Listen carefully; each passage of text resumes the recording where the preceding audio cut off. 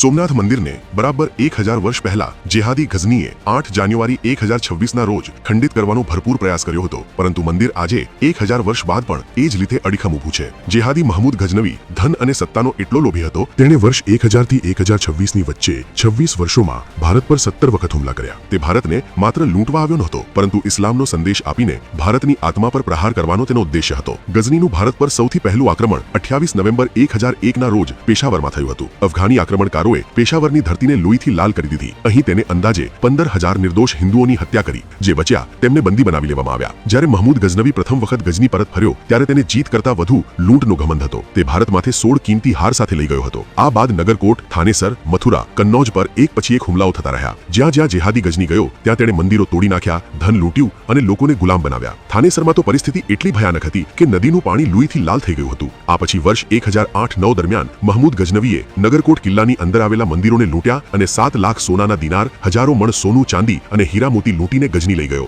અહીં તેને હિન્દુ મહિલાઓ અને બાળકો સાથે દુષ્કર્મ પણ કર્યા હતા। વર્ષ 1011માં તેણે થાનેસર પર હુમલો કર્યો। અહીં હિન્દુઓએ બહાદુરીથી તેનો સામનો કર્યો, પરંતુ નરસંહાર એટલો ભયાનક હતો કે નદીનું પાણી લોહીથી લાલ થઈ ગયું હતું। તેણે થાનેસરનો કિલ્લો કબજે કર્યો અને શહેર તથા તેના મંદિરોને નષ્ટ કરી નાખ્યા। તે 20000 કેદીઓ સાથે ગઝની પરત ફર્યો। આ જ સમયગાળા દરમિયાન તેના 7મા અને 8મા આક્રમણોમાં તેણે કાશ્મીર ખીણમાં લોકોને જબરજસ્ત ધર્મ પરિવર્તન કરવા મજબૂર કર્યા હતા। 2 ડિસેમ્બર 1018ના રોજ મહમૂદ ફરી એક વખત ભારત તરફ આગળ વધ્યો। આ વખતે તેનો નિશાનો મથુરા અને કન્નૌજ હતા। મહાવન પાસે થયેલા ભીષણ યુદ્ધમાં સાધુ સંતો સહિત અંદાજે 50000 લોકોએ બલિદાન આપ્યું અને ઘણા લોકો યમુના નદીમાં ડૂબી ગયા। ગઝનીએ મથુરામાં મંદિરો લૂંટ્યા, મૂર્તિઓ ખંડિત કરી અને ભારે માત્રામાં સોનું, ચાંદી લૂંટીને લઈ ગયો। જાન્યુઆરી 1019માં મહમૂદ ગઝનવી કન્નૌજ પહોંચ્યો। અહીં તેણે 7 કિલ્લાઓ ધ્વસ્ત કરી દીધા અને 10000થી વધુ મંદિરોને નષ્ટ કરી નાખ્યા। ગઝની પરત જતા સમયે તે પોતાની સાથે 30 લાખ દિરહમ, 350 હાથી અને 55000 હિન્દુઓને ગુલામ બનાવીને લઈ ગયો, જેમાં મહિલાઓ અને બાળકો પણ સામેલ હતા। પછી સૌથી મોટો હુમલો થયો જ્યારે તેણે સોમનાથ મંદિરનો નાશ કર્યો અને ભારત સામે ધાર્મિક યુદ્ધ શરૂ કર્યું।